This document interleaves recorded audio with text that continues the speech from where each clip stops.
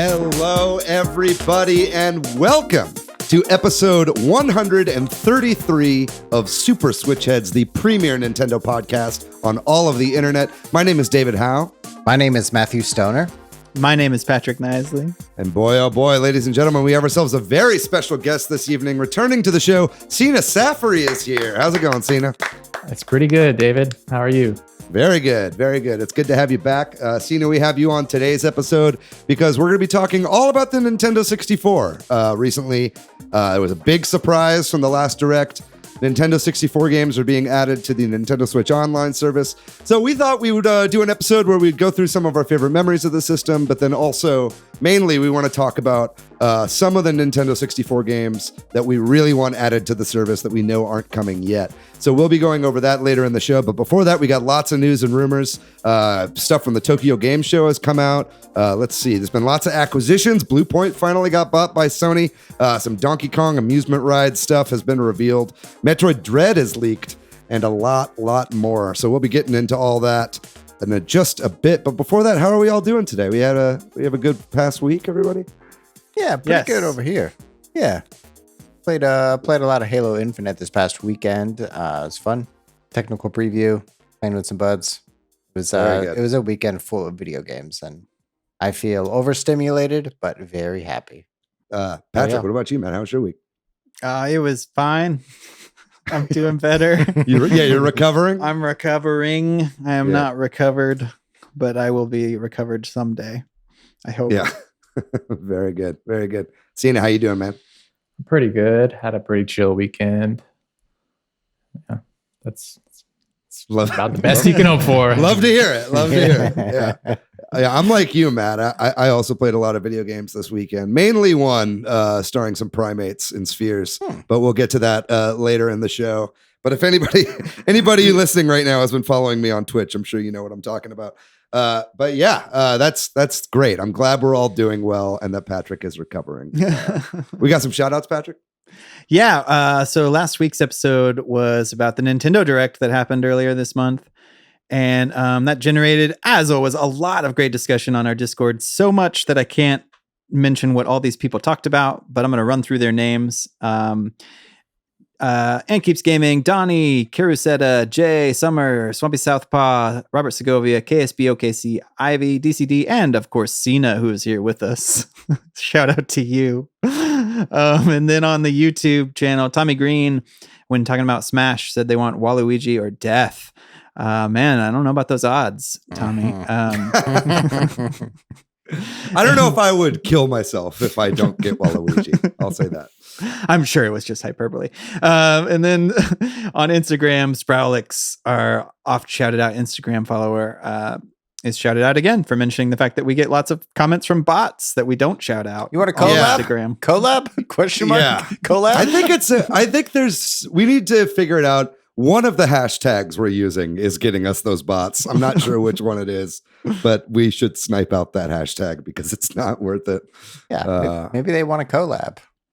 Also today, speaking of Instagram, this might be dated by the time this episode comes out, but Facebook and Instagram and WhatsApp were like down all day today.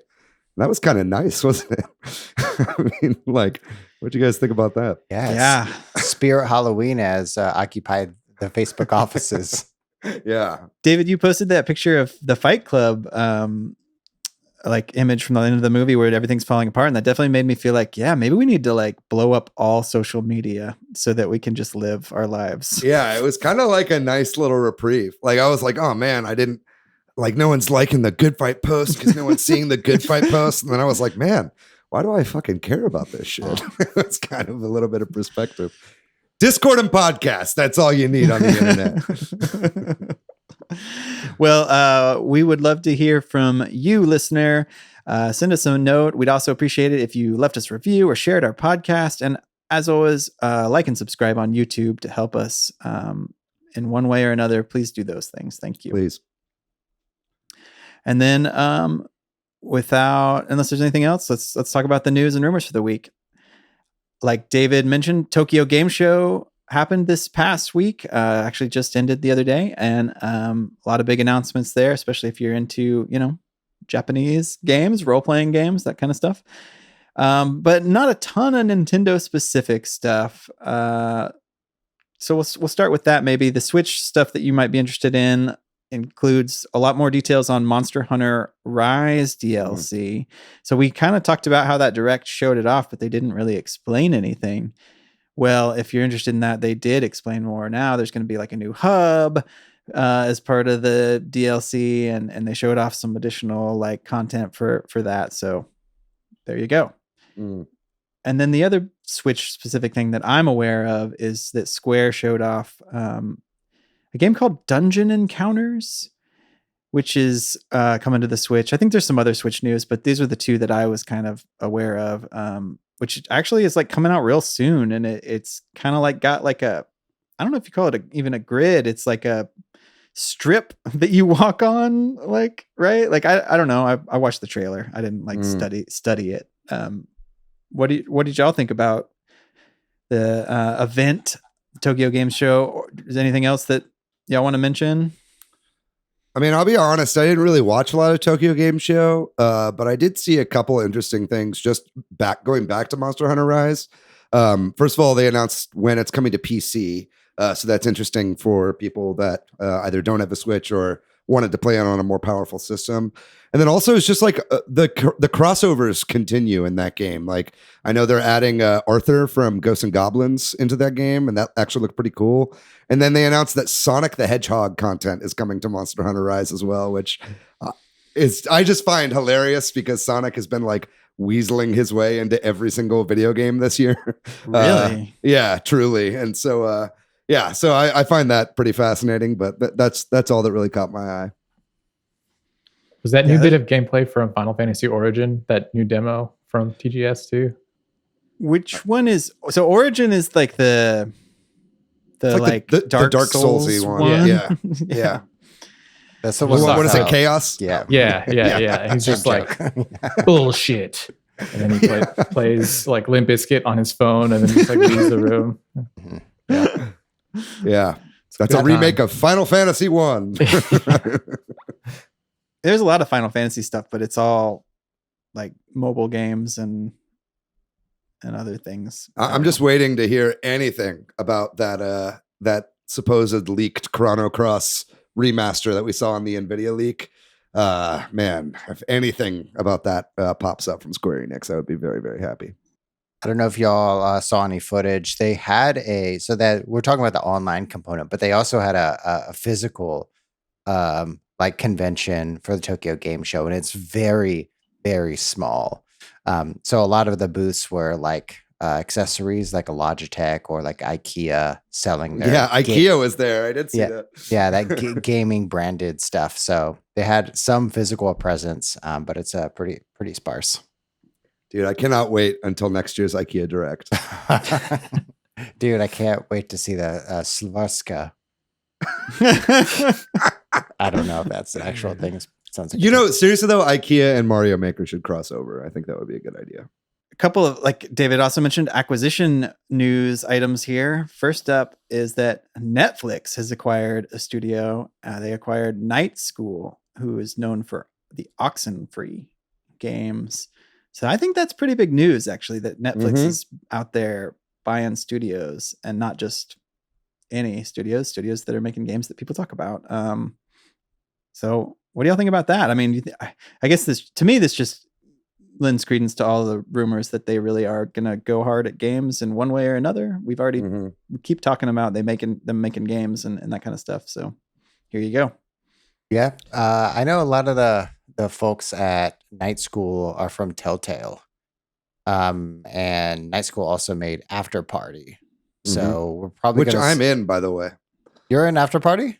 Yeah. I play a couple voices in the background of that game. Eduardo did the sound design for that game. That's awesome. And so he hired some of his friends to. I play like a demon being whipped in a sex dungeon. This makes sense. Wow! Wow! I don't think I'm credited, but I am in that game. Yeah. Let's see that on your IMDb page. Yeah, right. I think this just shows us that Netflix is making video games, but it'll be more like narrative, story driven. Maybe akin to like what Annapurna is doing right now. Yeah, that's my takeaway from this as well. It's like this Night School seems like a very obvious choice for somebody like Netflix who's done, Bandersnatch and these kind of choose your own adventure style things before. Like, if they are going to be doing something that's kind of in the streaming realm, these kinds of games make a lot of sense for Netflix. If not, if we see their next one, their next acquisition being a studio that primarily makes like big action focused games, then that kind of goes out the window. But right now, this kind of all lines up with kind of what we thought Netflix was doing. The other acquisition David also mentioned is Blue Point being acquired by Sony, which is something we've been talking about. It's been rumored to have been happening.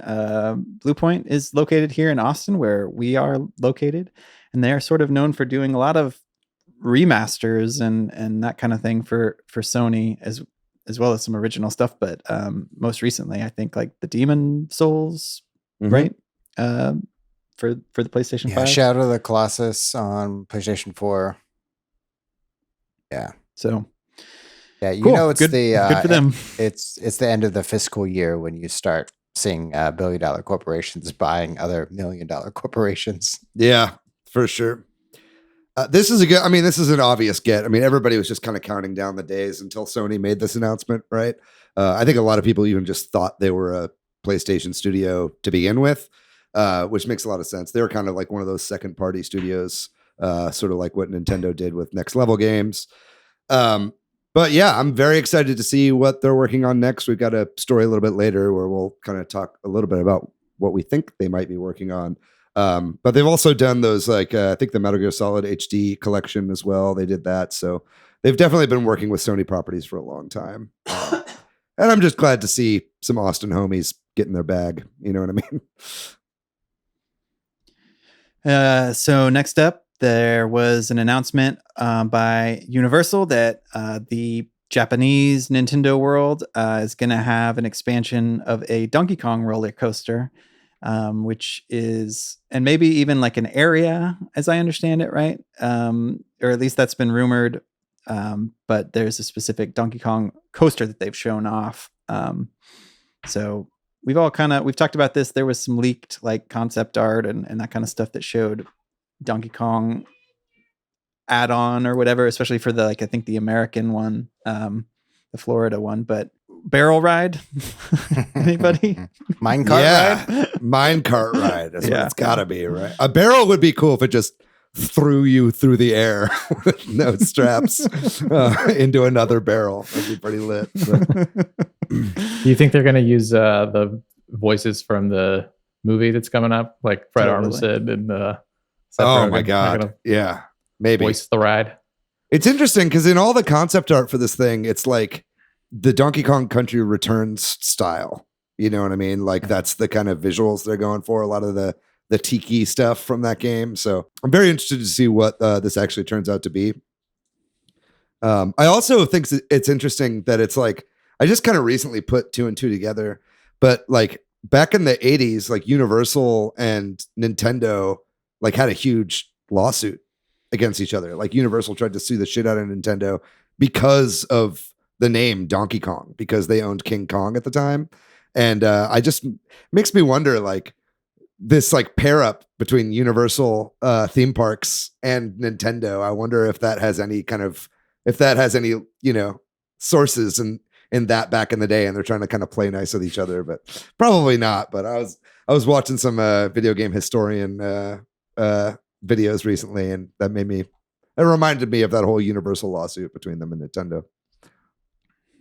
Yeah, I think Donkey Kong is such an interesting choice for an add-on to Super Nintendo World. I was thinking of something like Pokemon. I know it's part of the Pokemon Company, which is a subsidiary of Nintendo, but that's a much larger player base and a much larger. They make more money off Pokemon than Donkey Kong. That appears to me.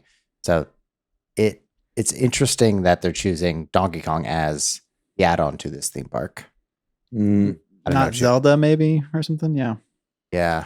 Donkey Kong is like a very natural extension of Mario, though. I think so. I think Donkey Kong is like still in the Mario universe. I think we'll be seeing a lot of more crossover like this with the movie that's coming out as well, obviously. I think so too, yeah. And then it's also, if you think about it too, it's like when you think about what people like the layman knows about video games, it's like Mario and Donkey Kong, and that, it's like, and it's that on Zelda like guy. Donkey Kong. Yeah. But I mean, like Zelda is popular with gamers, right? And that, it's like that hunter with the gun arm. no one even knows what they think. That's Master Chief. Yeah, that dude.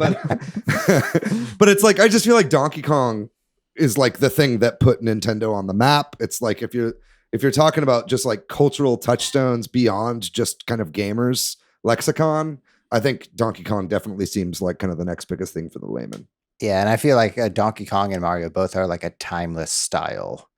Yeah. Where like if you have like Legend of Zelda is such uniquely, they have graphics for each series. But if you had like a Breath of the Wild 2 add on to Nintendo theme park, you'd have to update it casually to match the new game. Mm-hmm. A couple of things that are coming up after we record this, but before the episode comes out. Nickelodeon All-Star Brawl should be out by the time this podcast releases, but we have not yet played it. So anything y'all want to say about that? I think it kind of ties into the next news item a little bit. But. I'm excited for this. It's on sale. It's like $10 off on the eShop right now. Really? Like Hungry Box was streaming it on Twitch today, so it was fun watching like a pro Smash player play it, and it looks like it feels like a Melee game. What were Hungry Box's takeaways? Was he enjoying it? Did he seem to like the game? Yeah, he seemed to enjoy it. He was maining like Nigel mostly and Reptar, but mostly just kept on commenting how similar it is to Melee in the form of like wave dashing and lots of aerial battles that happen. So funny that like there have been so many Smash likes throughout the years. It's funny that this is the one that's probably going to like really catch on. We will see. Yeah. Also, you listener know who the last Smash character is. That is happening this week after we record, but before we release. So I hope you're happy. Yeah. Yeah. Well, we are doing a live reaction on Tuesday to the final fighter being revealed in lieu of David from the future coming in and telling us who it is. Maybe right now we'll cut to a clip of that. Oh my God. Is he going to heaven? Touch the flame. Dude, this is some lore.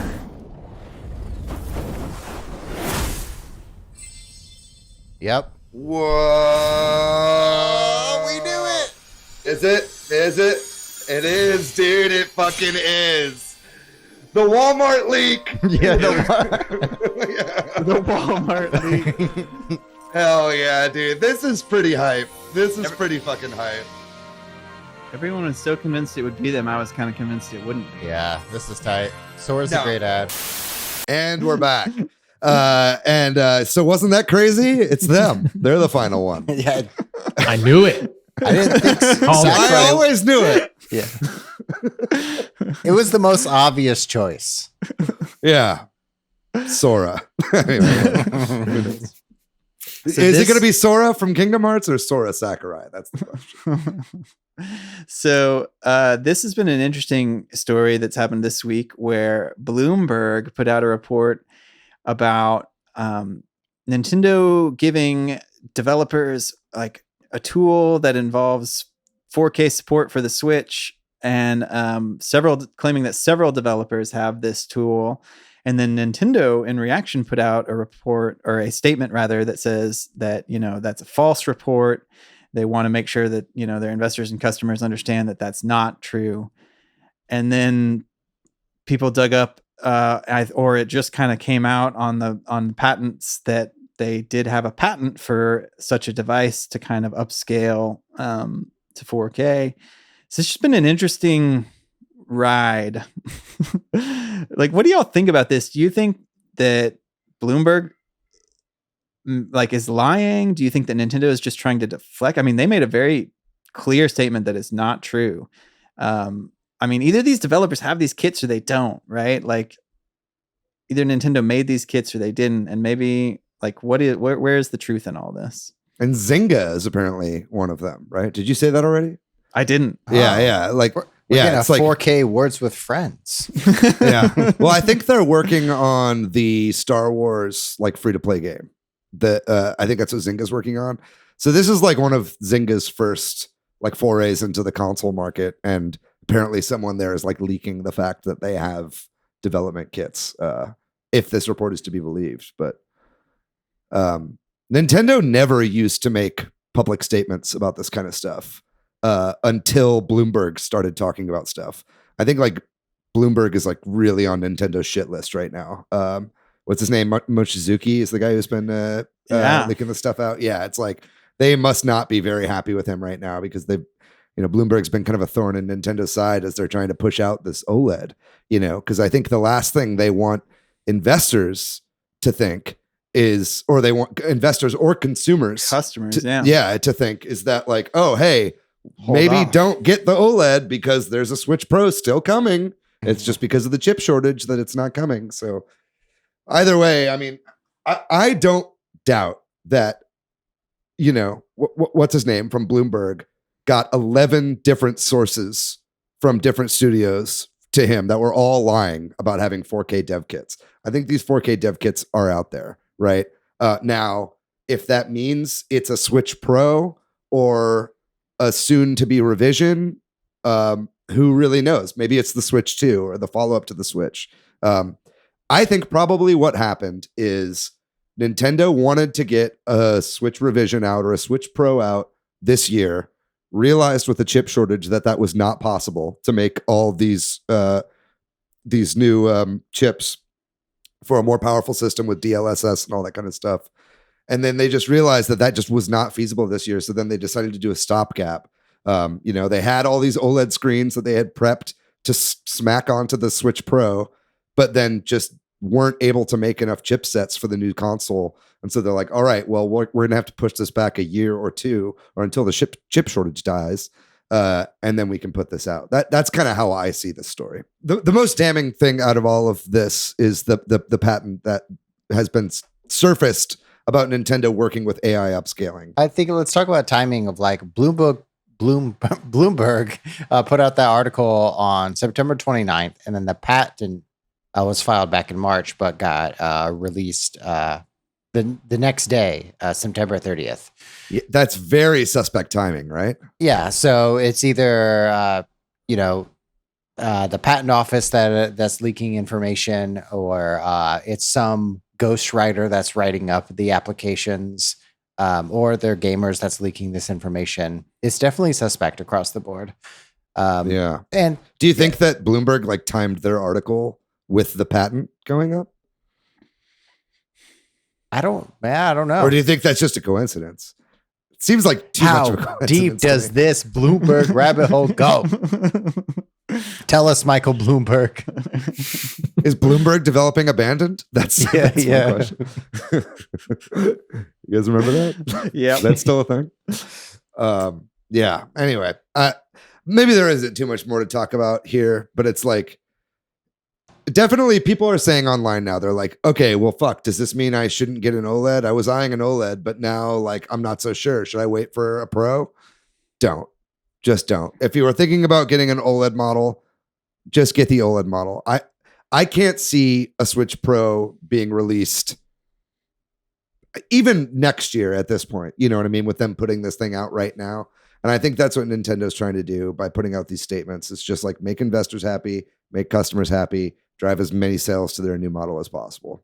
Mm-hmm. Yeah. It seems like at the very earliest, it would be late next year, right? Like holiday or something like that. Yeah. Yeah. What were you going to say? You were just talking about the chip shortages, and like Microsoft and Sony have both said that limited quantities of the new consoles will go on until next year. Mm-hmm. So if that's true for those consoles, and if Nintendo is making another console, let's say that they are, then that would also affect their new console, whatever form that might be. Not just the OLED, but the next revision, whether that's 2022 or 2023. Cina, what's your take on all this stuff? What do you think about this? Yeah, I mean, I agree with you, David. I think that's something they just had to come out and say. in order to like save face. And this news coming out has the potential to kind of tank their stock quite a bit, especially coming right on the heels of the release of the new model. One thing I was kind of curious about, I should have researched this before the show, but how long of a gap was there between different hardware iterations for the DS? Because I know there were a bunch of hardware variations of the DS. Like, it's a lot shorter. It was like a year. Yeah, that's what I was wondering. Like, same with the 3DS. Is a year too short? But it seems like there's precedent for that. I see. You're asking about between the OLED and the new one. Yeah, right? Exactly. Yeah, if they were to bring out a Switch Pro a year from now, is there precedent for it coming out? So I think there is precedent for heels? that. I think the DS Lite and the DSi, and then a lot of different models. But it's like I think where that pattern starts to fall apart a little bit is like, for all their other consoles, by this point we had a Pro version. You know what I mean? And so it's, are they counting this as like an XL version, you know what I mean? Or are they counting this as like a Pro if you're looking at those patterns, I think there's something to be said about, like, if we're talking about 3DS, the OLED being like the XL model, and then whatever the Pro is being like the new 3DS, right? Yeah, exactly. Yeah. So we'll see. I mean, a year seems like pretty short to me, but I don't know. There is precedent for it for sure. So we've been talking about this a lot already, but yeah, the OLED model is out this week. It should be coming out on the 8th. Same with Metroid Dread. So if you're excited about either of those things, you'll be enjoying them very soon. But as pointed out, there's some Metroid Dread leaks going on online. Some people have gotten their hands on it early, so don't watch the trailers and don't watch people and pay attention where you're looking on the internet, so you don't get spoiled if you don't want to be.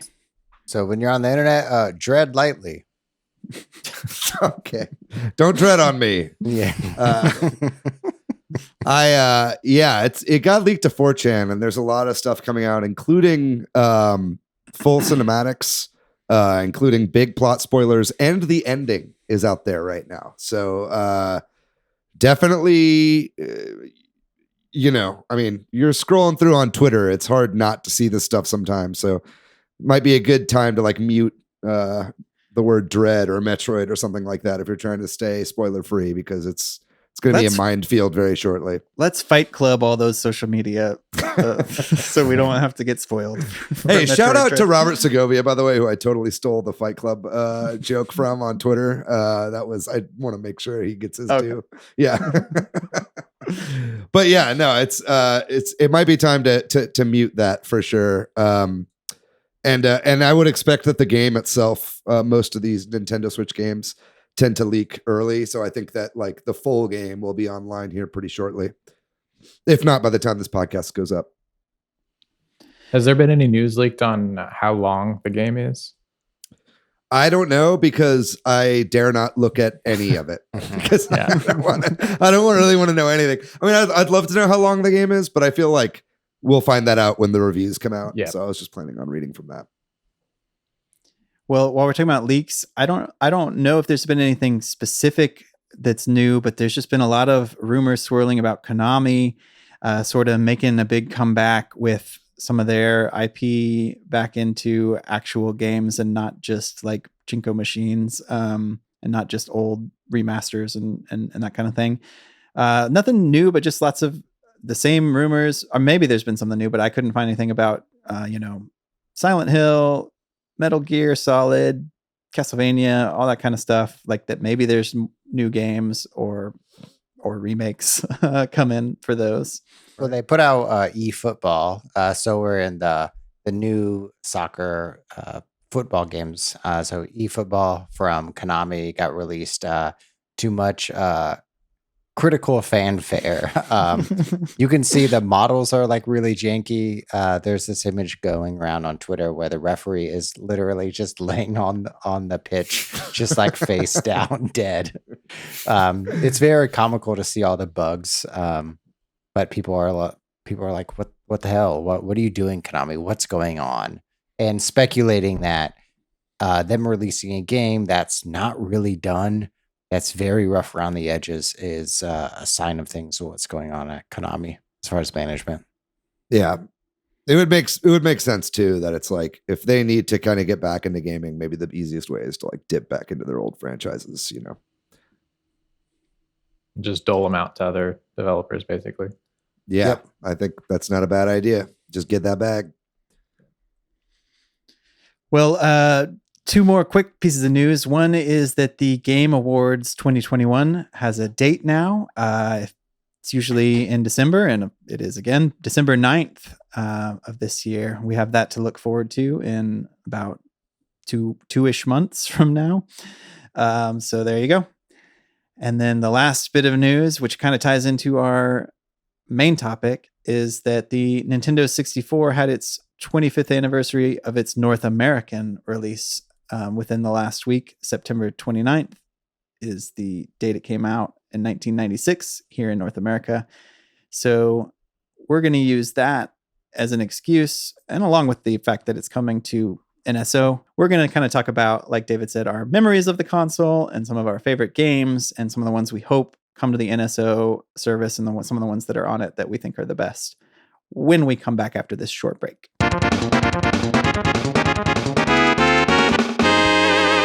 All right, we are back. And as I said, with the Nintendo 64 turning 25 in North America, its release, and 25 this year in general, and with Nintendo adding N64 games to the Nintendo Switch Online service, we have decided to reflect a little bit about that console and our memories of it, and talk about some of the best games that are coming to NSO, and maybe some of the games we hope will come, licensing allowing.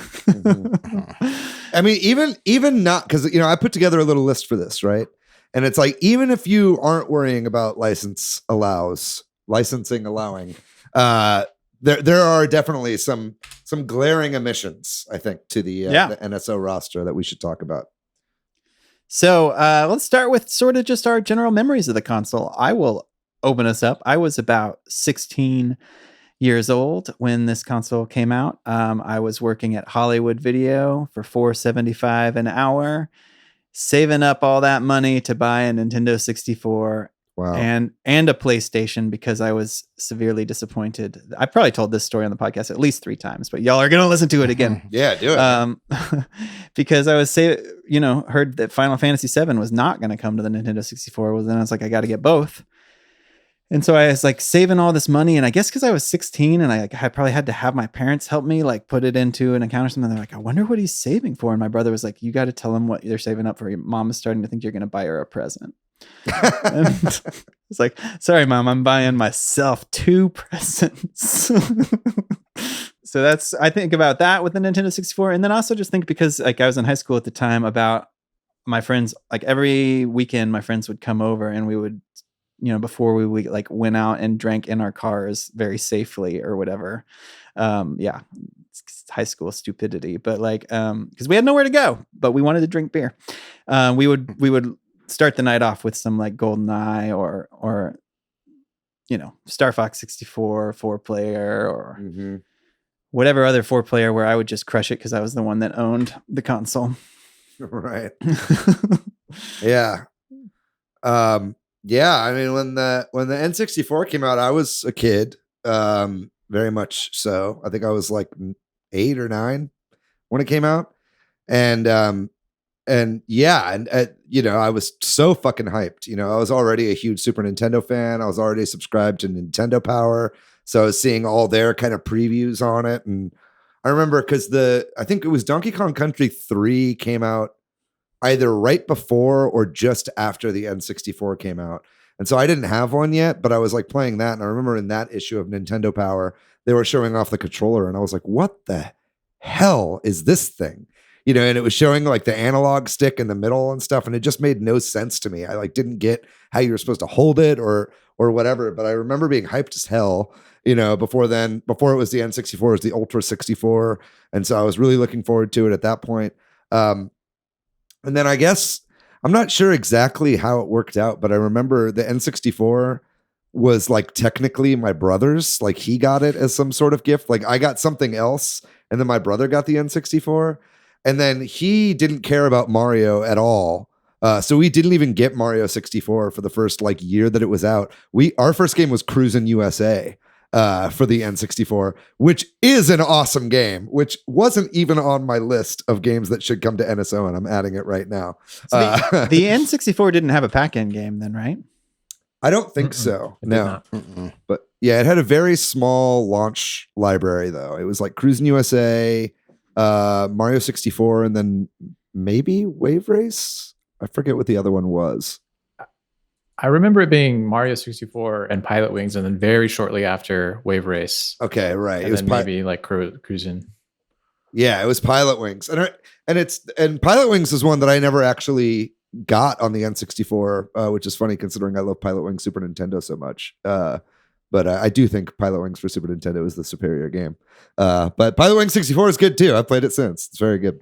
But those are my like memories of getting the console, and then obviously just, lots of 4-player sessions. That was like the 4-player console, right? And I think my grandma got me Perfect Dark, and my parents were like pissed off because it was rated M. But I was like, it's fine. Don't worry about it. It's not a big deal. They didn't even want me to have GoldenEye. They were like, thought anything with guns was bad. But prove them right. I have not been an active shooter once. Yeah. Congrats, David. I'm glad. Thank you. I am also glad that I've not shut up a school or a mall or something. Yeah. I mean, you talked about 4-player games, and this is like the high school console for me and my friends. It was like we played all the wrestling games. We would get similar to Patrick, I've told the story many times. We would get a wrestling pay-per-view, and then we'd play a wrestling video game. Would you like recreate the matches or whatever? Of course, yeah. Like someone would, I don't know, get like Gangrel versus Raven, and then we would wrestle to see. Oh, I guess Gangrel won. That means he's gonna win the pay-per-view. Right. 4-player GoldenEye. Yeah, this was the console that defined the idea for me personally of like gaming can be both a personal escape and a social experience. You can experience those things at the same time. And that's something I value to this day of like, if I can play video games and hang out with people at the same time, it's like the perfect mix. 2 interests in one. Yeah. Yeah, that thing having 4 controller ports on the very front was huge and can't be understated. That's like what sold it to people, because I think the PlayStation came out before it, right? Like, yeah. Yep. Yeah. And so it was like they already had a leg up on 3D games, and they were kind of like already going, I think it was maybe even cheaper too. I mean, they lost a lot of. It was supposed to be cheaper, but then I think last minute that forced Nintendo's hand to make to lower the price. Yeah. Yeah. And obviously the Saturn had been out as well, but that was a huge bungled mess. But it having 4 ports was huge, especially considering that like Nintendo really fell out of favor with a lot of people by going back to the cartridge format. They lost Square, they lost a bunch of these people that were working with them. They'd moved over to Sony. And so like the fact that it was like a party system really sold that thing, I think. Cina, what are some of your thoughts about the N64 memories of it? Oh man, when I was a kid, I loved the N64. I was probably the same age as David when it came out. I was in 3rd grade. Funny you mentioned Donkey Kong Country 3, David. There's a Wrinkly Kong plays an N64 in that game, and there's like the Peach's Castle theme. Right. Whenever you save and she's playing it. But yeah, I was so hyped about the N64 when it came out. I remember getting a Nintendo Power subscription for my birthday that year as well. I think the first episode, the first issue I got was the one with Turok on the cover. Nice. Yeah, I had that one too. Yeah, and I was just like super into Super Nintendo at the time. I was like, my childhood is like pretty much defined by playing N64, playing it with my friends, going to Blockbuster every week and getting another game to play. So definitely a console that's near and dear to my heart. definitely like it hasn't aged as gracefully as like Super Nintendo or GameCube. Like Super Nintendo being a console that kind of like honed Nintendo's 2D game making abilities, and GameCube kind of the same analog for 3D games. Mm-hmm. It's still like a very tender console that I cherish the memories of. Yeah. Yeah. I mean, you're right in that a lot of the games haven't aged very well. Like if you go back and play a lot of these games, you're like, oh, fuck. Back then I was just okay with 15 frames per second, I guess. You know what I mean? Like, and very blocky, low poly kind of stuff. Right. Well, I mean, polygonally, I don't know if that's a word. Yeah, maybe but N64 did polygons really well, actually. Mm-hmm. But it was like the way that they were rendered. It had that kind of muddy look to it. It's the texture filtering. Right, the texture filtering, exactly. That's what it is. Where like PlayStation, they did like a lot of dithering and shit like that. Mm-hmm. And so there's stuff like, while technically like being a little looser looked crisper, you know what I mean? But then it's like you look at the N64 and you're like, oh man, that's kind of like hard to look at these days. But one thing that has like aged well and something that like blows me away is like, and we'll get to like a lot of the games that are coming to NSO, but like Super Mario 64, like it still blows my fucking mind how good that game is. Mm-hmm. Like you said, they had perfected the 2D Mario formula at this point. I feel like Super Mario World is like a perfect game, and people were like, man, how are you even going to do this? And then they just like flawlessly brought out Mario 64, and Mario 64 holds up incredibly well. And not only that, it's like, I felt like that game immediately had all the tropes that every 3D platformer after it kept, it's just like, it felt like they were building off of what other people had already done, but it was all just internal. And that kind of blows me away. And then the fact that they were able to bring Zelda to 3D so flawlessly as well. That was something that nobody thought could be done. And they made major shifts to that game that just made it work seamlessly. And just, I don't know. It blows my mind how I just think that's what Nintendo really had over PlayStation, right? Was like, they really put the time into figuring out how to work in this new 3D space, and they really nailed it. Where I felt like a lot of PlayStation games, Final Fantasy VII it being included, like, yeah, it's in 3D, but it's still basically just the same as the 16-bit counterparts, Seeing the N64 for the first time, I went to Blockbuster, and they had a little demo kiosk, and that was the first time I had seen it in person, and it completely blew my mind. I just saw somebody playing Super Mario 64, and like Mario was doing backflips and crawling and walking, and it was just like mind blowing to me. And I waited for like 10 minutes behind this guy to play, just to get your hands on it. Yeah, exactly. And I got to play it for like 5 minutes, and I was just like on top of the moon, it was amazing. And they also like broke all these conventions of Mario already. Mm-hmm. You know what I mean? It's like all of a sudden now it's like, it's not about getting to the end, it's about achieving an objective, and it's like stars no longer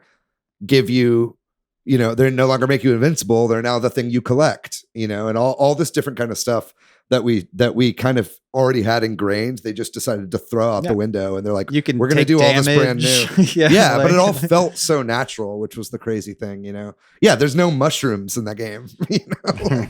Like that's like the biggest tenet of Mario is getting big, and that was not even a part of that game. And so, it's insane just how quickly we were able to completely readjust to whatever their new format was. It was just a wild time. Yeah, and I know we've talked about how big N64. It's just a pinnacle for all of us. For me, N64 is the start of the transition where I went spending a lot of time at the arcades to spending a lot of time being a console gamer. And when I played a lot of Killer Instinct on the arcades growing up. I would go to the arcades. Cina's holding up that one ready. Killer Instinct Gold cartridge from N64. But whenever you played Cruisin' USA or Killer Instinct on the arcade, I played it for like one whole summer. And in between games, in between matches, if you don't put in any money, it would just say, coming soon. This holiday season by Nintendo.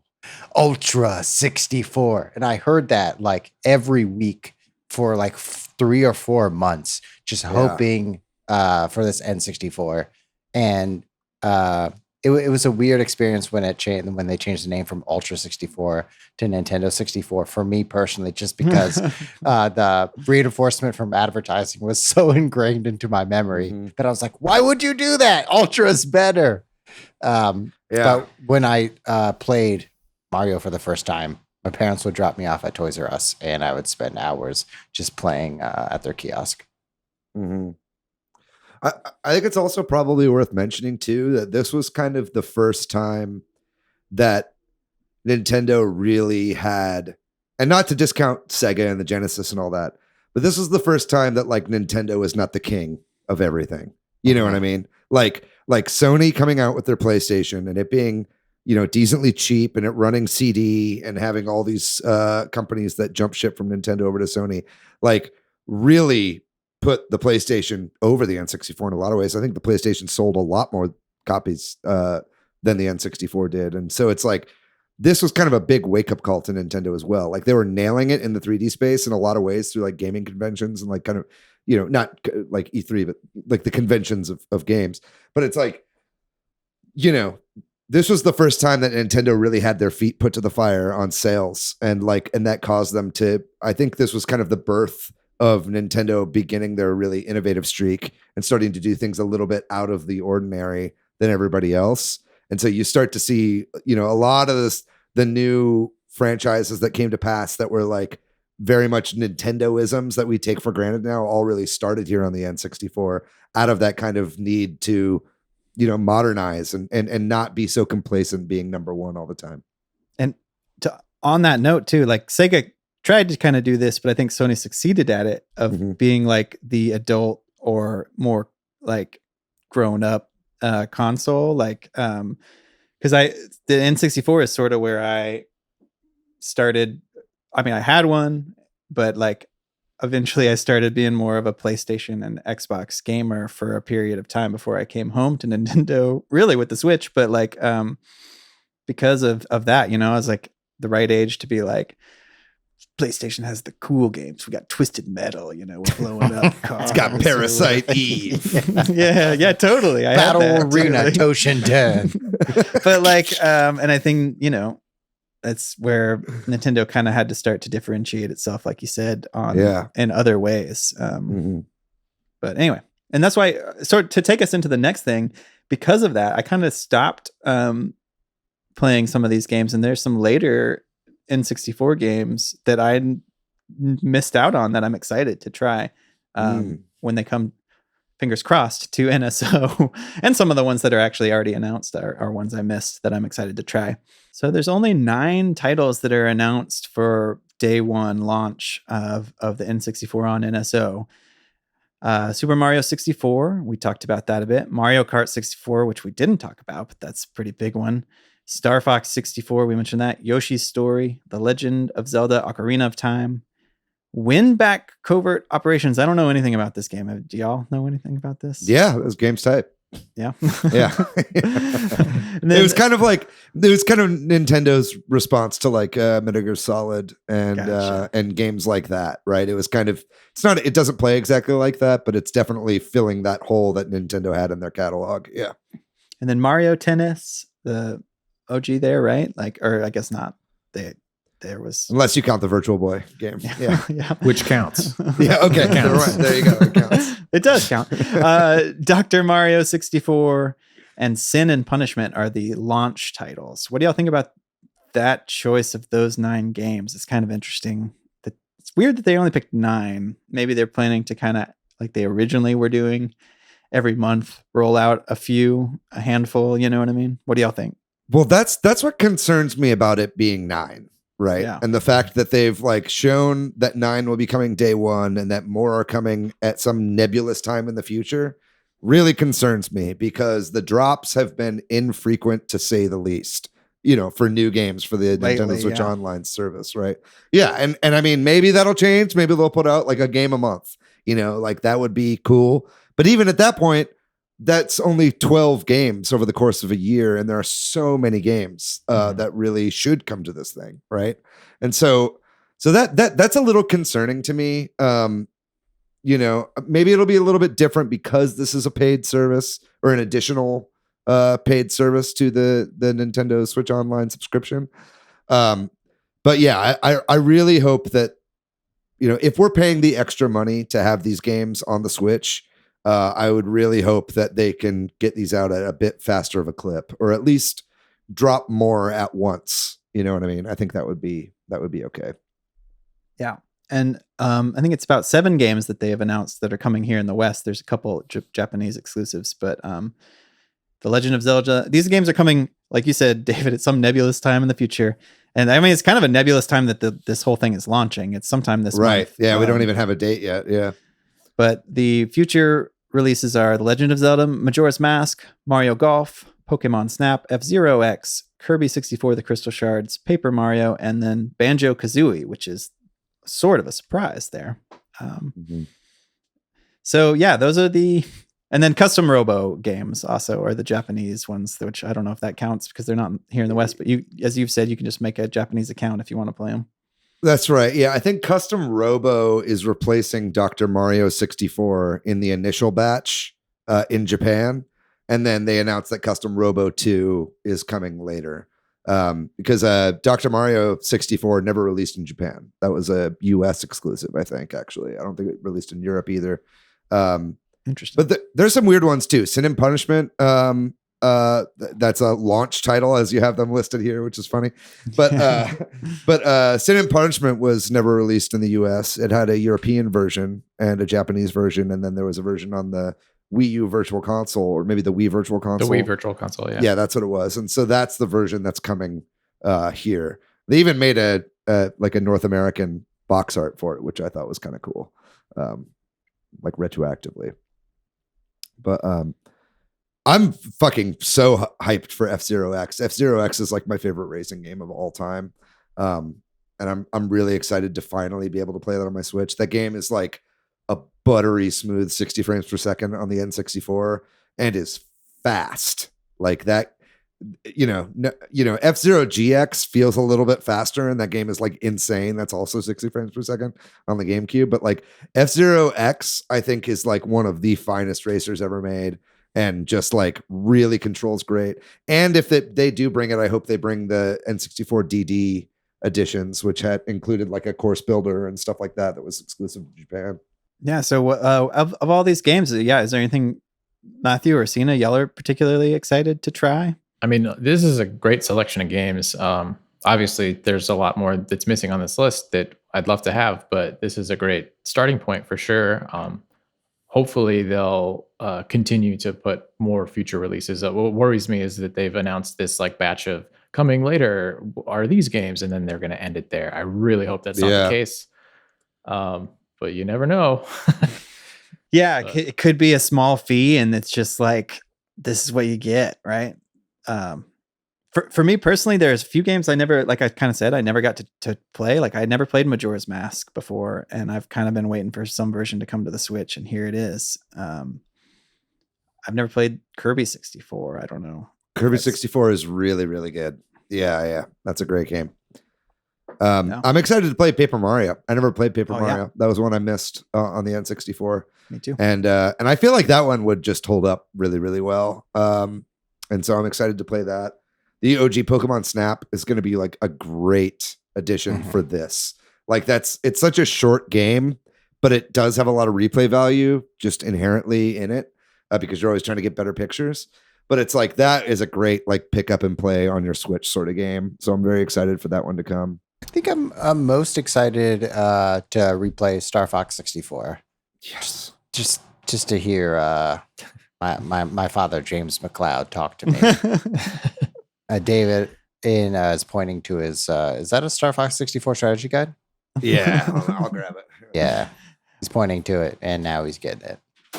Whoops, I think, obviously when you think about the multiplayer of all these games, you think of like Mario Kart 64 maybe or something, but I loved the multiplayer on Star Fox 64, and I could never get anybody to play it with me because they didn't have the game and they weren't good at it.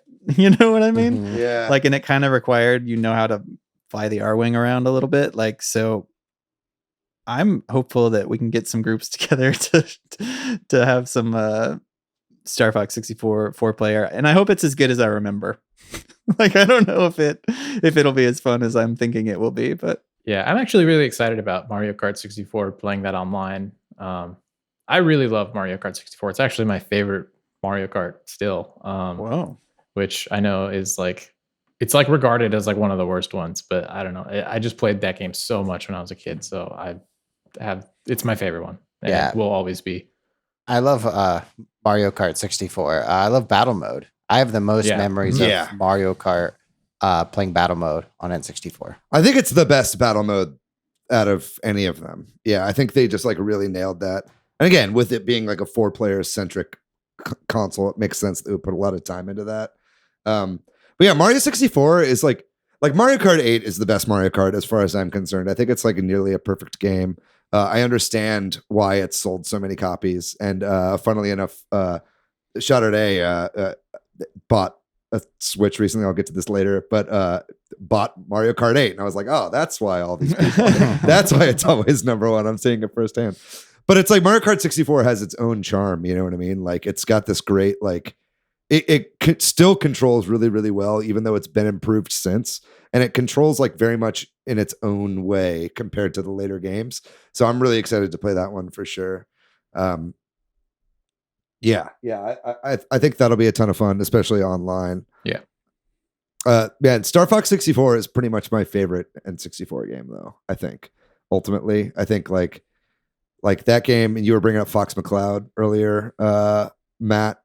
That was the first game to ever make me cry. At the very end of that game, whenever like Fox comes back and he's like, "I'm so proud of you, son," I just like started crying, and oops, it just fell over. But I think, oh my god, yeah, he's here. No, but I think I like wrote a paper like in school like about how emotional that game made me, and that's why I got bullied a lot at school as well.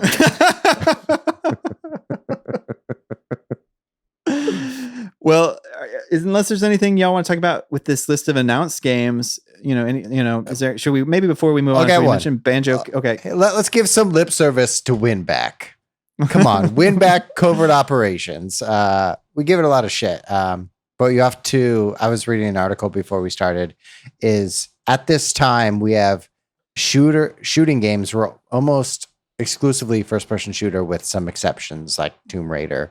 But Winback kind of popularized the idea of like cover-based shooting that we see in games like Gears of War. Mm-hmm. So that's like one of the first games that I remember where you had a button where it says like push to cover. You can like peek and shoot. And that kind of gameplay mechanic is often attributed to Winback. Yeah, definitely looking forward to revisiting this one. Yeah, I never played Winback, so that'll be fun to play. Mm-hmm. Yeah, well, you can play Winback when it's back. I think that's the only one that I haven't played on the list of games. Well, and I guess I haven't really played Sin and Punishment very much. I played it on the Wii Virtual Console a little bit, but before we move on too, I just wanted to mention, I guess we should talk about Banjo-Kazooie being kind of a surprise to see on here because of the Rare Microsoft. We've kind of talked about this last week when we talked about the Direct, but this kind of awesome actually that we're getting to have this be part of the NSO, and it makes you wonder, gives me a lot of hope. Exactly. I mean, it's crazy and awesome and great that we'll be able to play Banjo-Kazooie on our Switches, just purely because Banjo-Kazooie is a great game. But it's also, this means that rare games are not off the table, which is what you need for the N64, because so many of the best N64 games are rare games, so really makes me hope that this isn't all we're getting, and not even just Banjo-Tooie. It's like we got a lot of other rare games that deserve Killer Instinct. Yeah, exactly. Jet Force Gemini. Yeah, well, we'll get to some of those. All right, well, let's do it. Let's do it. I think that's where we are, and maybe we can start with that. This when we're talking about games that may or may not come, like we talked about licensing and being an issue, like so some of these rare games maybe can't come, like GoldenEye, because that game's never going anywhere. But I think it's safe to assume that GoldenEye will not come. Yeah. Right? As unfortunate as that is, it just seems like that's too complicated, right? Yeah. And if you're going to do a game like that, you might as well do the better game, which is Perfect Dark. Well, I was going to say, what about Perfect Dark then, right? Like, I've never played Perfect Dark. I'd be interested if they do bring it. So that's one I hope they do bring. Yeah, I mean, Perfect Dark is just GoldenEye, but kind Better. of perfected. Yeah, it's like the GoldenEye formula, but it just has way better multiplayer, has a better, more interesting character, like main character that you play as. Not to shit on James Bond, but it's like, no, there was kind of yeah. There was kind of nothing to him in that game, but it's like she actually had a cool character in the game, and had a cool like cyberpunk setting and stuff like that. The only problem I can see with it coming to the Switch is that it's rated M. I don't know if they would want a rated M system or a rated M game on the NSO. Yeah, that might that could be a problem. Actually. Yeah, do any of the like parental controls block M-rated games? Yeah, but it's like, would they be able to block a specific game within NSO? Yeah, that's what I'm leading to. So right, I don't think that's been the case on any of the other ones, right? So I don't think there are any M-rated SNES games, so it's hard to say. But what about other rare games like Banjo-Tooie and Diddy Kong Racing? And oh yeah, Diddy Kong Racing is a great game. Love that game. I would love to play Diddy Kong Racing as my boy Tip Top. Yeah, that's a no-brainer for Pipsy NSO. Gang. I feel like Diddy Kong Racing, it will come. I feel like there's a very, very low chance that Diddy Kong Racing doesn't come. I feel like Diddy Kong Racing would come before Donkey Kong 64, to be honest. Even though they're both like Nintendo characters, obviously. Mm-hmm. I hope Donkey Kong 64 comes too, because I've never played that, though I know it's maybe not universally loved, but I'd just like to try it at least. Mm-hmm. I think Jet Force Gemini would be a great rare title to get because it's a very unique game and it's not any characters that we've seen in like subsequent games. Like I feel like Jet Force Gemini lived and died on the N64. So it'd be really cool to see that brought over as well. Mm-hmm. And I mentioned it earlier, but I'm going to bring it up again. Blast Corps, such a great game. Yeah. Very unique game as well. Yeah. Very unique gameplay. Mm-hmm. Yeah, what a great fun mechanic where you just play as vehicles or a giant robot that does uppercuts where you just destroy buildings. Yeah. It's pretty fucking sweet. You destroy buildings though, but to save the city and stuff from blowing up in a nuclear bomb. So you're doing it for good, not for evil. Yeah, why are they transporting a nuclear bomb through the city? I don't remember. It's got to, he's got to go to A to B somehow. Yeah, the fastest way between point A and B is a straight line through a residential neighborhood. Is spilling, radiation as it goes. Well, anything else on the rare front? Since did Rare do Body Harvest? I don't think so. I've always confused Blast Corps and Body Harvest, to be honest. I know they're very different games. Jesus, but they both start with B. Yeah, sorry, my Switch and everything over there just fell over for our Good thing you're getting the OLED. Because you just broke your Switch. Everything's falling. Yeah, no. Do y'all want to move on past Rare then? Or is there anything else that y'all can think of? I mean, Conquer, I don't know if we mentioned Conquer yet, but that's we didn't. Big one. Especially it has a great multiplayer mode, but again, M-rated game. Yeah. If that's going to be a blocker, then maybe not. And not only an M-rated game, but like a very M-rated game. Yeah. You know what I mean? It's not just like for violence. It's for like titties and poo-poo and stuff. Yeah, you know what I mean? Yeah, and a lot of cussing. As much as I'd love to see that, I just kind of can't see that one coming, to be honest. Which is a shame because it's got such a great multiplayer mode. Yeah. It'd be great to play that online. A great piece of gaming history, is like, that was a game where it's like everybody saw, the Game Boy Conquer game and it was supposed to be a kid's game. And then Rare was just like, you know what? Fuck it. We're tired of this.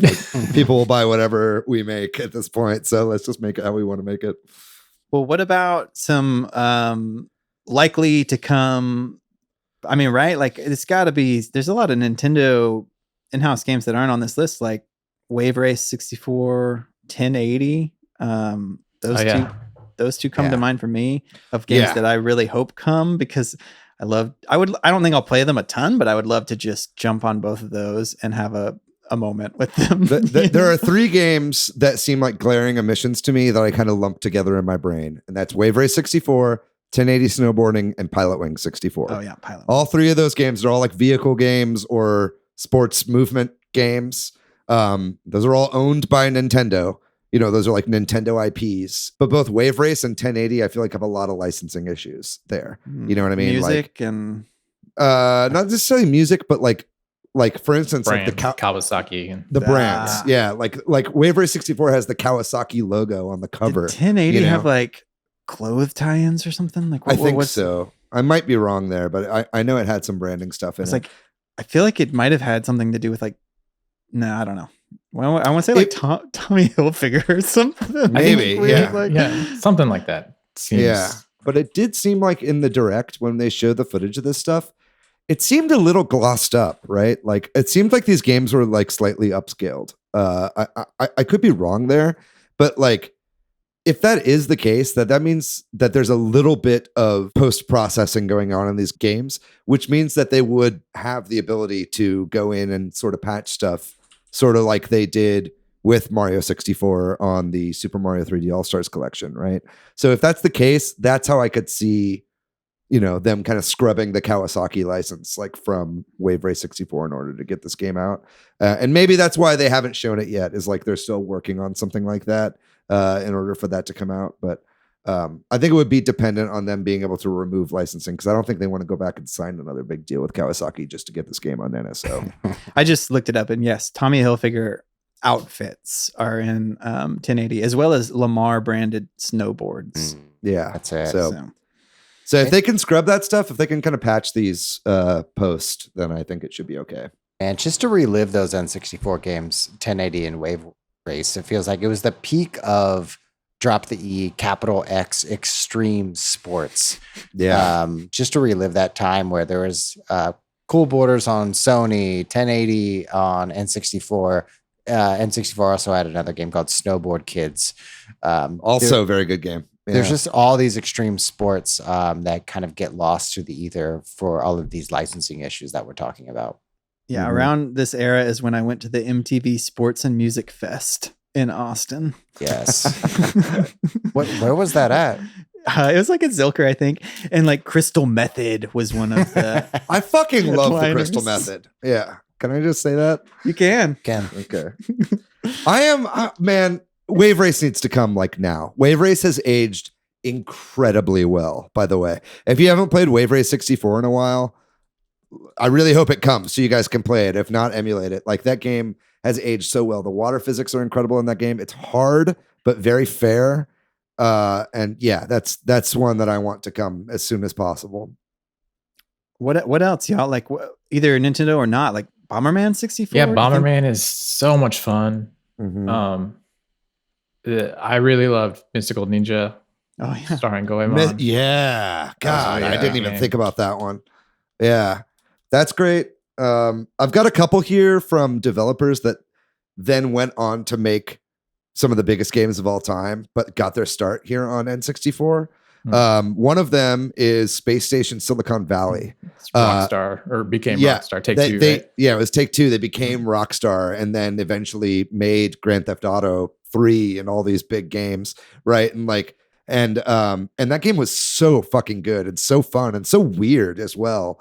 I loved that game so much. I played the shit out of that. I would love to see that come. And then another one by a little company called Sucker Punch. This was their very first game, Rocket Robot on Wheels. Did you guys ever play this game? I never played that.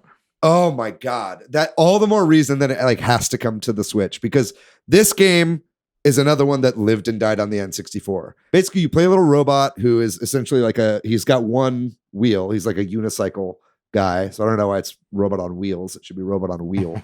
But you basically play this little guy, and just the movement and like the control of the character is still, I play 3D platformers and I'm like, that felt so much more fluid in that game. You know, it's just the momentum and like weight of your character that you would like throw yourself around just felt so natural, and it had a great like speed to it.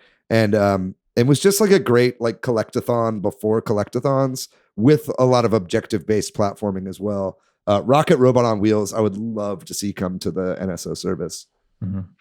And Sin and Punishment is by Treasure, who made Mischief Makers, which is such a great game. You got to think game. Sin and Punishment being on here means that Mischief Makers has a pretty good shot, right? Mm-hmm. Yeah. Man, Mischief Makers is so good. And one of the rare games to use the D-pad. Yeah. God, that game is so fun to play and so ridiculous. But yeah, you need like a different control style or an N64 to really enjoy it. But even you talking about Rocket reminded me of other 3D platforms like Glover, where you just play as a glove and you get to walk around on a ball. Just this idea of like 3D exploration games that tons of companies were exploring and trying new ideas, new mechanics, new ideas with like weight and physics in a 3D environment. That reminds me kind of like Gex, Enter the Gecko, which probably has aged very poorly. But I'm sure. Gex would get canceled if he was put on that. Yeah, and I never played this game, but I always saw it in Nintendo Power Buck Bumble. Did you guys ever play that? No, I never did.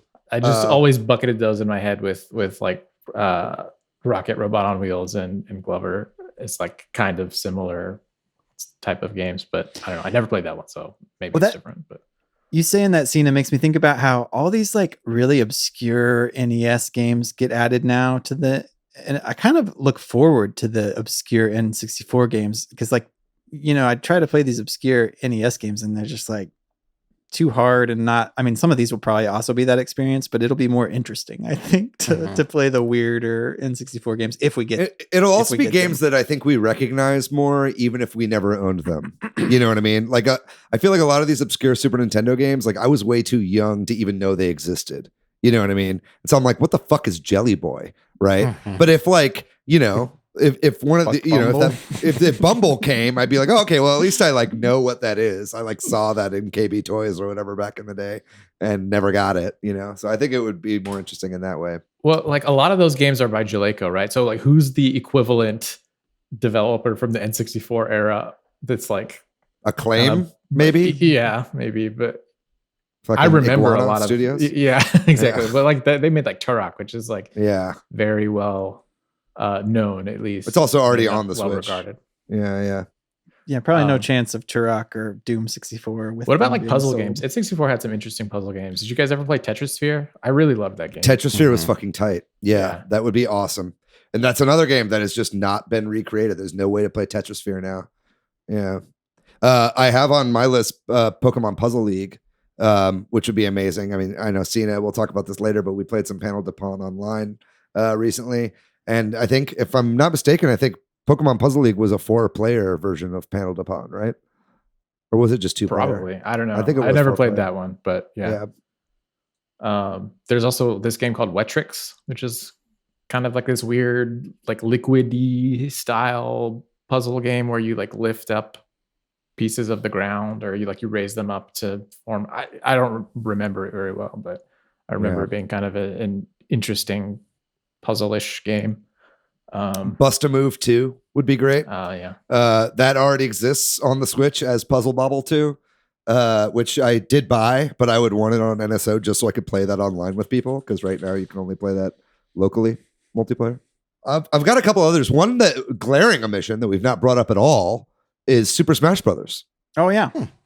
Familiar. Of course. That seems like a pretty fucking obvious one to me, right? Like, can you think of any reason why they wouldn't put this on other than worrying that it would like cannibalize sales of Ultimate or something? There's no way it would cannibalize. Yeah. It would only boost. Yeah. And so I feel like that's pretty obvious. Like that should definitely be coming to NSO. And then another kind of similar thing there is any Mario Party game.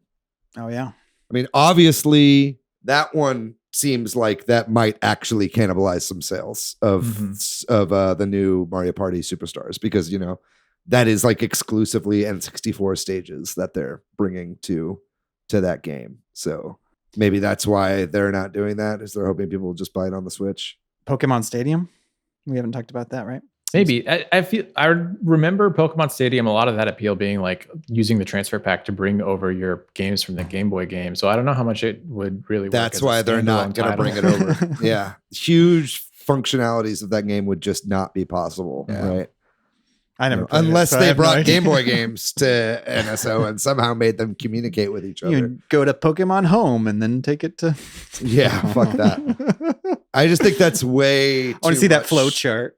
There's too much back end shit they would have to do to make that work, I think, unfortunately. I mean, it would be cool, but it's also like, that game existed because there was no way for you to battle your friends on a home console in Pokemon. And now there are like many ways to battle your friends on a home console in Pokemon. Yeah. Did you ever play Extreme G or Extreme G2? We're talking about F-Zero being really fast, and those are like motorcycle racing games, but like set in the future. And kind of the whole shtick with those games was that they came out before F-Zero.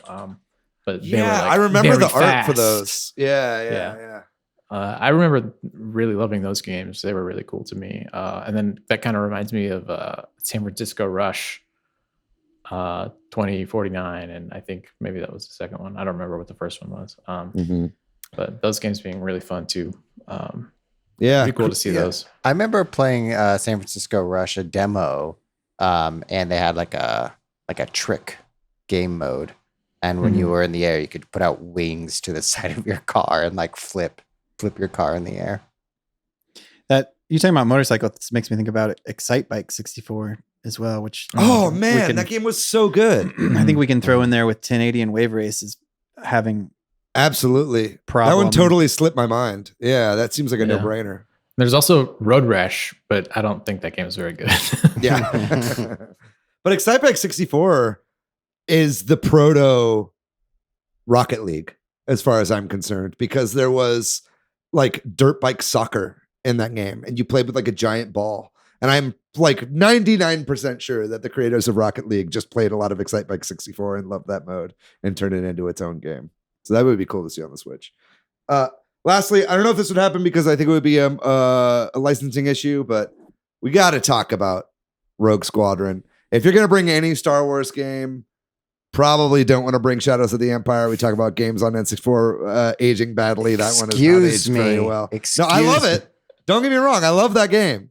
But like Rogue Squadron is like definitely the best Star Wars game on the N64. And if they could work out that license, I think that would be pretty amazing. Yeah.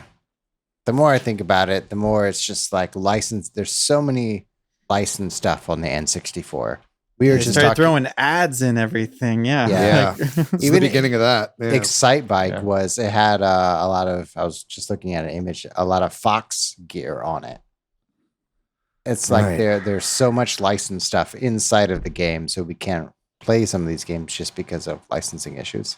Yeah. We should have future-proofed our shit. David, you brought up Star Wars Pod Racing or Episode 1 Racer.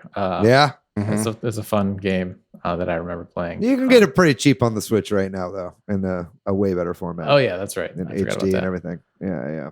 That's the only reason I didn't bring that one up. I know we'll never get it, but wrestling games. Even Fire Pro Wrestling, which has some famous names in it, but even all those THQ games were classic. Yeah. WWF No Mercy, WCW vs. NWO World Tour, all of those games would be great to replay. But it's a licensing nightmare. I'm sure. I just I have a feeling those will never come, unfortunately, even though they're like incredible games. Yeah. See, here's the deal. I wanted to go into this episode with like a list of like things that we could see, but we've just listed like 50 games. Yeah, I know.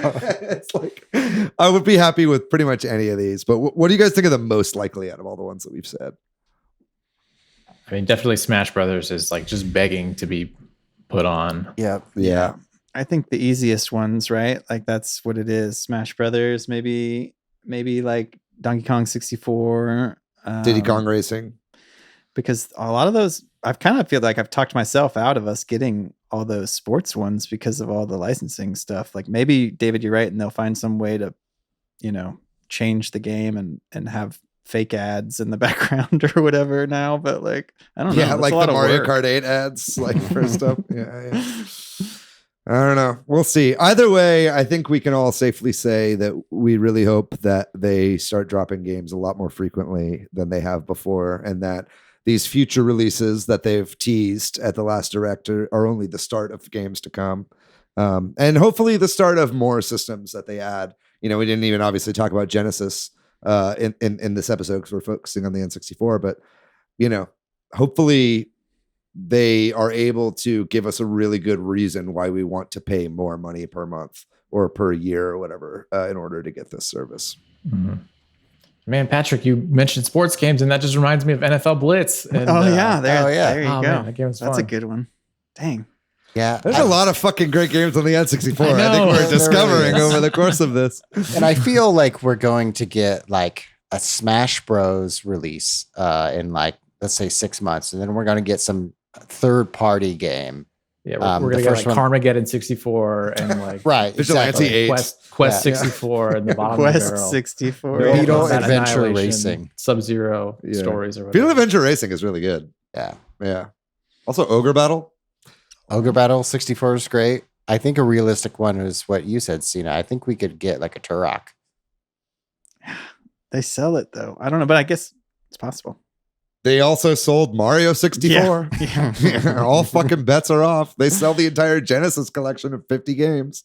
You think we get like a Clay Fighter or something? That's another acclaimed Interplay. I mean, that'd be great. But would it though? I don't know. That game that game's not very good. But. Yeah, Clay Fighter 63 and a third. That one? Yeah, I think so. Yeah. The reason that I bring that up is that like I look at Super Nintendo, NSO, and there's like that Brawl Brothers or like Are You Tough Enough? That like there's all these other like Street Fighter wannabes. Yeah. Make me think that they're gonna bring over like the bad fighting games from the N64 they will. era to kind of fill out the library. We just talked about N64 for the past 25 minutes. Thank you, ladies and gentlemen, for listening to us list N64 games. We'll stop here. Well, then I think we're going to take a short break. And when we come back, we'll be talking about the games that we've been playing recently. I played through and beat Brothers. I think I mentioned that, but I finally beat it. I mean, that was a very short experience, but it was an interesting game. I enjoyed it.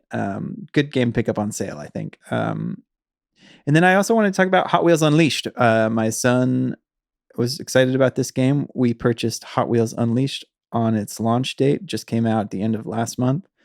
It's actually a pretty solid racing game. It's got a really awesome track builder, and that's where he is spending all of his time.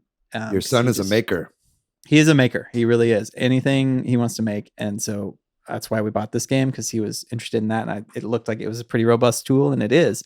You can really bend these Hot Wheels tracks in any way you want. And like sometimes to your own detriment when you try to then clear it and you just get launched into the air because of the weird ramp. But it's been really cool. And I think it's a little bit tough for him, even on easy, to like actually progress in the story mode or whatever it's called, the main mode. But it's actually pretty fun, and I'm playing it on easy because that's what he has it set on. So I don't know, but I think if you knock it up to hard or something, it might actually present a nice challenge. And it's got pretty decent thing. The only thing he's disappointed with is that he wants there to be more real cars in it, like. Talk about licensing. Hot Wheels didn't want to probably pay every car company to have their car in the game, so there's only a handful of like real cars, and then the rest are like a dragon or whatever, So he's like, every time it's got blind box, it's got some predatory like DLC practices, like you can pay a lot of money to like for whatever this future DLC is that I don't even know, and it's got blind boxes for like unlocking the cars, so like. And you can double unlock the same car. Like we got a blind bag and it was the same one we already had. So that was a bit of a bummer. Oh, what? Come on, Mattel Corporation. And then, so every time we get one, which takes a little bit of work, he's like, all right, let's open it. And then it's like, it's not a real car. But we're having fun with the track builder. 20 years from now, when Magnus has his virtual reality Nintendo Switch themed podcast, he's going to be talking about these memories. Yeah. For probably. 30 minutes straight. I can't wait to listen to your son's future Nintendo podcast. I'll go next. I've been not playing a lot of games recently. Just been playing some Halo Infinite, which I talked about. It's great game. They opened up Big Team Battle, and it's 12 on 12, and it's insanity.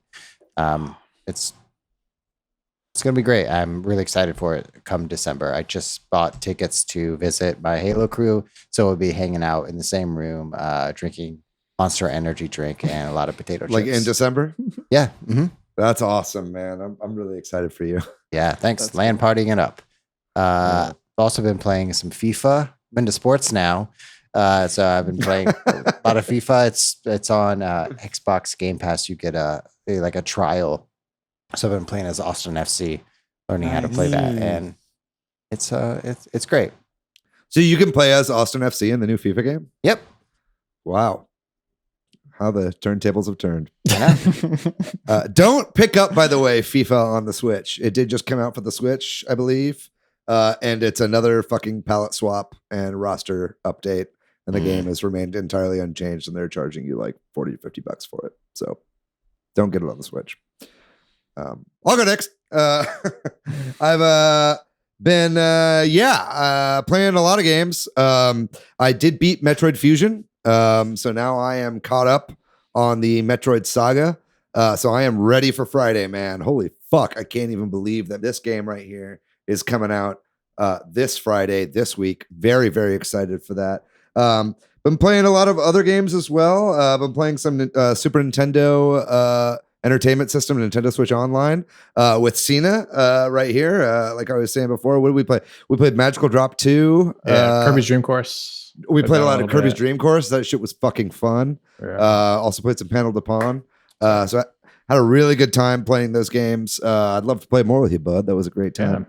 Castlevania Advance Collection. I'm playing the shit out of this as well. Right now I'm playing Circle of the Moon. It's scratching that Metroidvania itch in between Fusion and Dread, which is a very short amount of time, but I needed something to kind of occupy my time. And man, Circle of the Moon is really, really good. And the other two Game Boy Advance games in this collection are even way better than Circle of the Moon. So it's definitely a must-have collection as far as I'm concerned. It's some of the best games you can honestly get on your Switch right now. So that's a great pickup. And then, ladies and gentlemen, I got to fucking talk about it. I've been playing a shit ton of fucking Super Monkey Ball Banana Mania. I love this game so much. Originally, we were actually going to do a Super Monkey Ball episode this week, but I was like, didn't want to put Patrick and Matt through that. I was ready to do it. But I know, but I just felt like it would have just been me being like, this game's amazing. And you're like, okay, bud. You know what I mean? And so maybe that wouldn't have been the case. But like, I love this game so much. It's an absolute classic. There are a lot of haters online, and I feel like a lot of the people hating on this game are people who were diehard Super Monkey Ball fans on the GameCube. Now, I was a Super Monkey Ball diehard fan on the GameCube as well.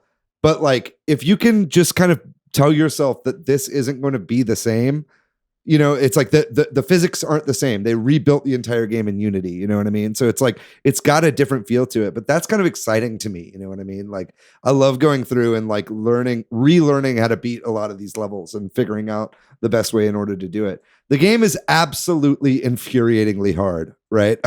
Like, there's no two ways about it. But it's the kind of hard that like you just, when you finally beat it, you feel so good. You're like, yes, I can't believe I actually beat this. Yeah, exactly. It's just like this build up and release.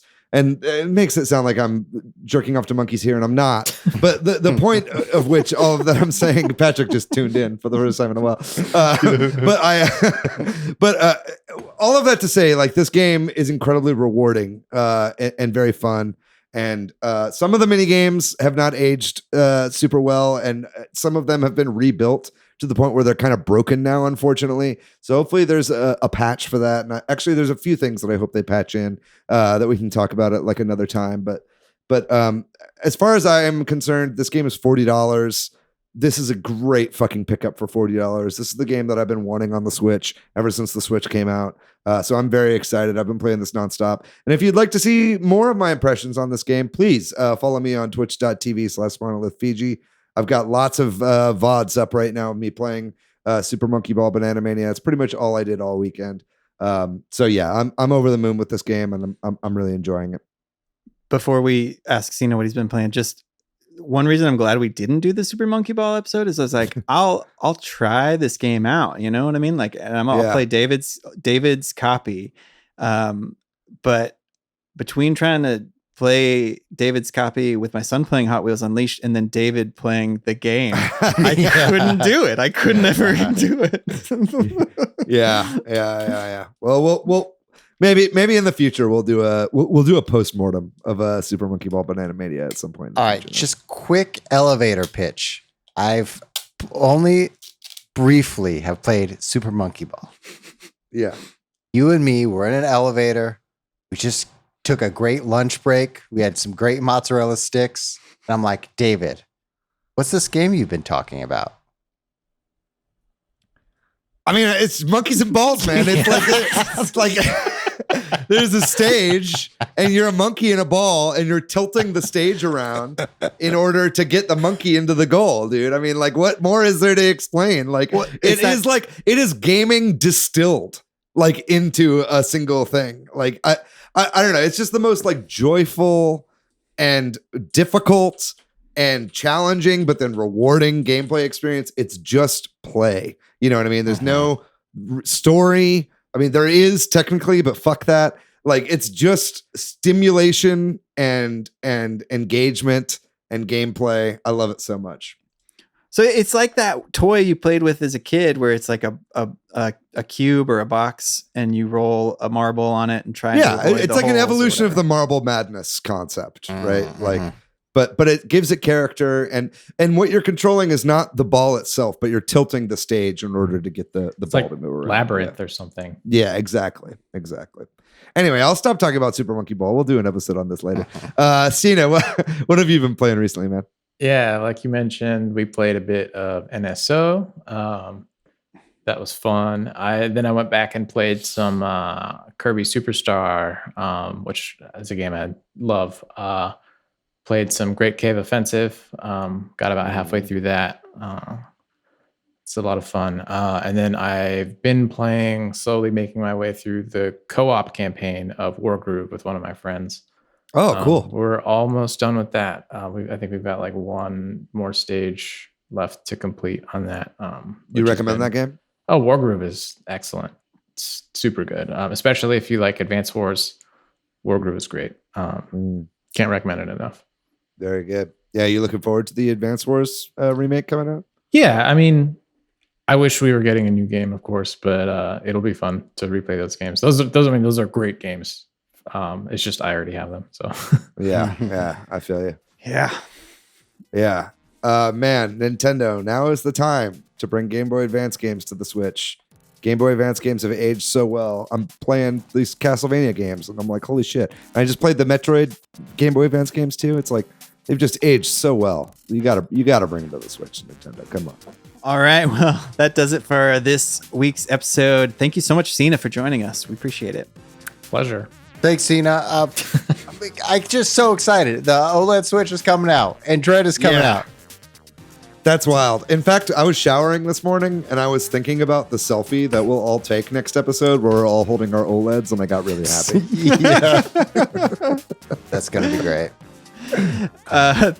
Thanks to MilkyWay.co, who does our website. Thanks to Corduroy, who does our music. If you're looking for me, Patrick online, I am PDYX. Hey, I'm Matthew on Twitter, MATHYOU. I'm pretty much everywhere on the internet at Monolith Fiji. And what about you, Cina? Where can people find you online? Generally, you could find me at 1000 Hertz, 1000HZ on Twitter, most places. If you'd like to find our show on social media, we are at Super Switch Headz on Instagram and Facebook. We are at Switch Headz on Twitter. And of course, you can join our Discord or our Facebook group. Both great communities, which we'll have links to in the description of this video. ladies and gentlemen, that's our discussion on the N64. That went a little bit longer than I was anticipating, but we listed like 60 N64 games that they should all bring to NSO. So Nintendo, if you're listening, we're giving you gold here. Just pick them up. And here they are again. Body Harvest. Grab them and slap them, Nintendo. This is the one you can literally grab and slap. Just do it, man. It's not that big of a deal. You just have to pay somebody. Who cares? Anyway, thanks so much for listening, folks. We're going to be back next week. You know what we're going to be talking about next week. We got a big week ahead of us. We got Metroid Dread coming. We got the Switch OLED. We'll be giving you we'll be giving you our impressions on both next week. So make sure you tune in next week. It's going to be a very big episode. I can't wait to do that. I'm just beside myself with excitement. It's a really great time. Honestly, this month is insane for gaming.